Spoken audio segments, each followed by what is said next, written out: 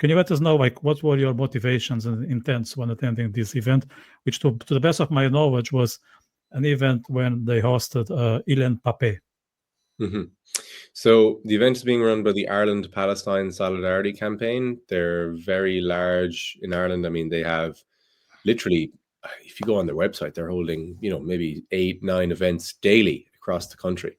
Whether it be minor things like holding flags on a bridge going over a motorway, or speaker events, or vigils, or etc., etc. So they're very large and they're very organized within Ireland, but they're also extremely radical. They don't believe the state should exist at all. They openly support the quote-unquote Palestinian resistance, which we all know that means the proxies of Iran, who are all EU and American prescribed terror groups.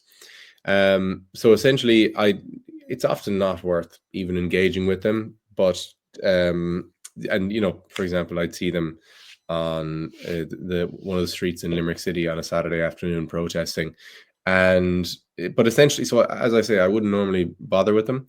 But when I saw that they were hosting Ilan Pape, who is a fairly prominent academic in his despicable field of anti-Zionism, especially coming from the fact that he is an Israeli Jew and grew up in the state, and now wants to bring about its destruction and God knows what for the 10 million citizens. So I thought, once this guy is coming to Limerick, which is my home city, I couldn't in good conscience allow him to come here and not give him a bit of a challenge. I wouldn't be able to sit with myself after that. So essentially I thought, why not go along? And I prepared a couple of points. I knew of him for years. I bought and read a book of his last year to try and understand the way people like him think. And I had a few statements / questions I wanted to say. And I came along with 2 friends to the event. We had a distinct strategy of not behaving like the other side behave when there's an event they don't like. They come along, they shout, they scream, they maybe assault people. They want to, if they can, they'll stop it ever going ahead in the first place, which they have managed to do, unfortunately, on universities quite a bit over the last 2 years nearly. Sorry, Jamie, they managed to do it with the complicity of the universities as well and the authorities. I think this needs to be emphasized.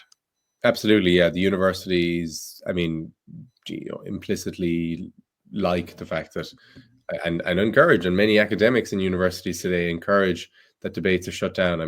I experienced that myself when I was talking about that debate in March 2024. We were very excited to have a room booked in the university, and we were with the Debate Society, so we were really going to, put on a good show and a display of differing opinions. And we got a member of the European Parliament to come into us.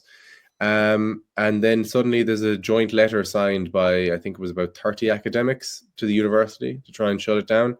And they succeeded, unfortunately. The university were cowardly enough to bow down to them. As they are more and more, universities they're simply not across, certainly places like the US, the UK, Ireland, they are no longer the free places of learning and, inquisitive inquiry. They're simply not anymore, and they should be respected a bit less, unfortunately, because of that. My own mother spent time in the Soviet Union briefly in the 1970s, and she said, you have a university in Ireland in 2025 behaving exactly like how third level institutions would in the Soviet Union. So sorry, where was I? I was talking about something there before. I disturbed your train of thought. I apologize. Yes, sorry, Ilan Pape. Yeah.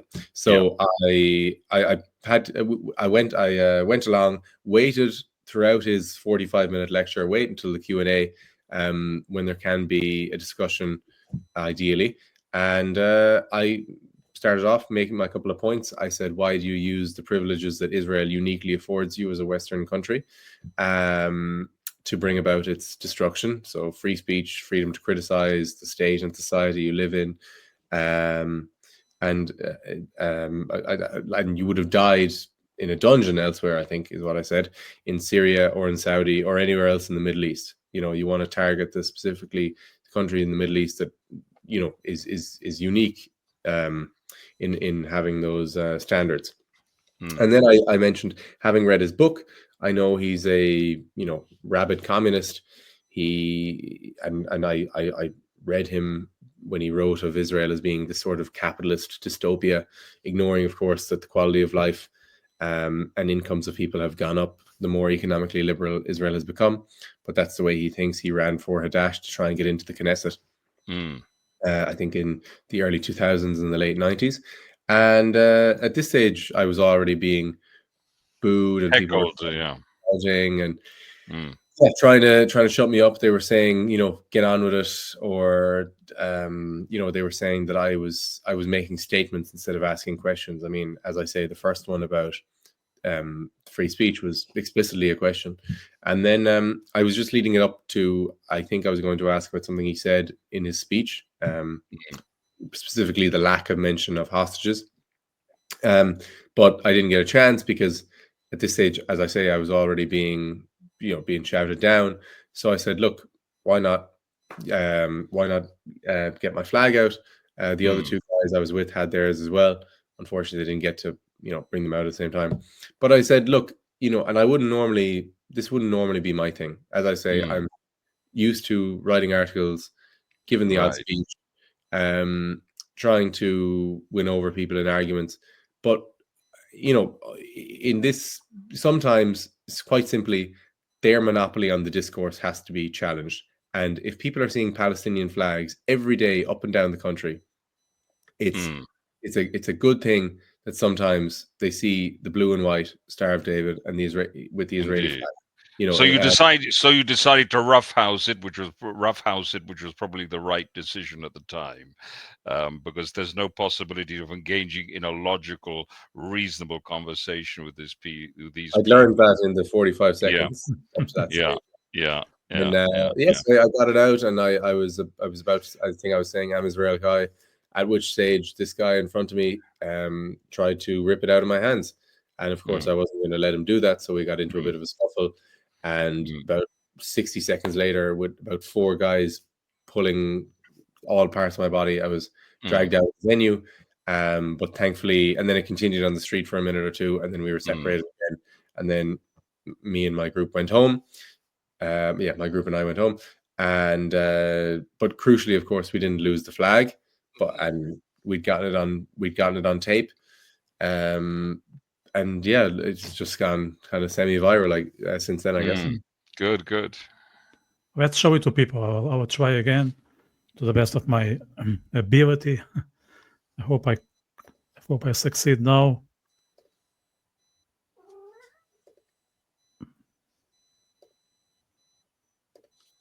Let me know if you can see it. Yes, we can see it now. Yeah. Okay, I'm showing now the clip from SSI, from students supporting Israel. Long after we are gone. And I want to ask, who all you like, I'm a great guy. Don't you fucking do it, Denise. Don't you fucking touch me. Don't you fucking touch me.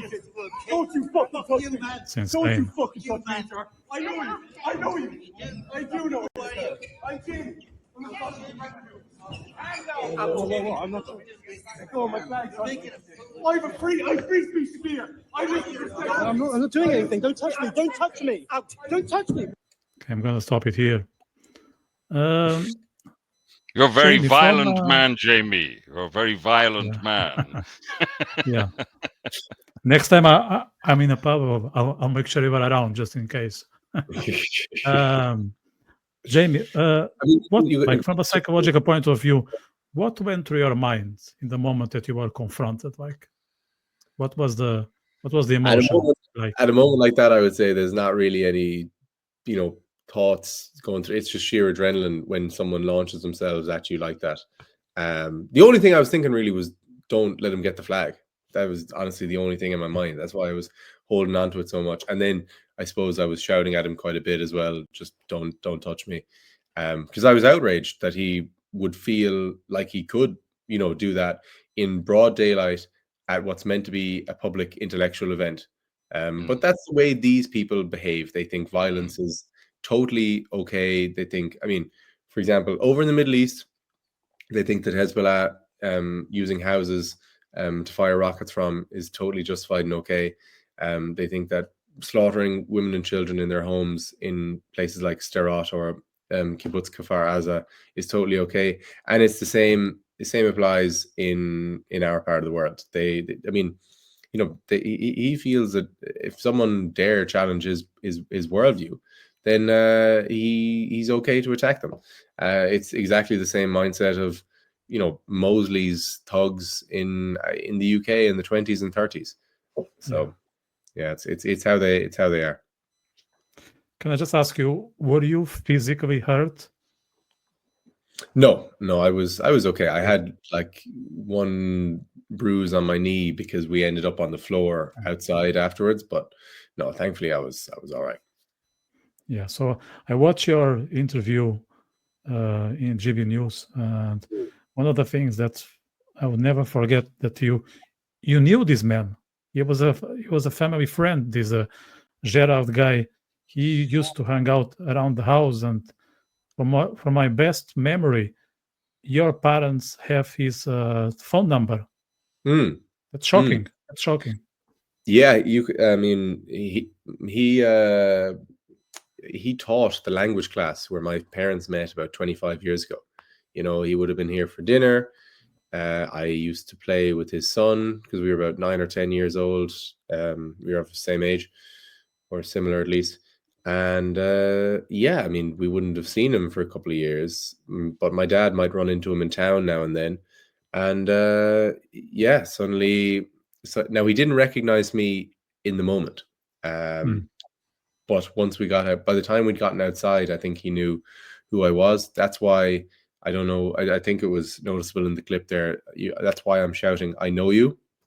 I know you multiple times, because I was like, oh my God, this is Gerard Downs. We're actually doing this. And he's you could see it in his face. His face he's baffled, because he's like, whoa, how does this guy know me? And yeah, like, it's just extraordinary to think that, you know, who he is as well. He's not someone you'd expect to, you know, have a fight or throw himself at someone in the middle of the day. You know, he's an academic at a university who teaches Italian language classes. You know, right. But this is a particular problem. I'm sorry, Vitor, go ahead. No, go ahead. So this sort of bears unwitting testimony to how much the academic class has been infected. I think this is quite extraordinary. Yeah, if he'd had studied in Italy for many years, because I know for many years Italy has been dominated by certain ideas. The left has traditionally been very strong.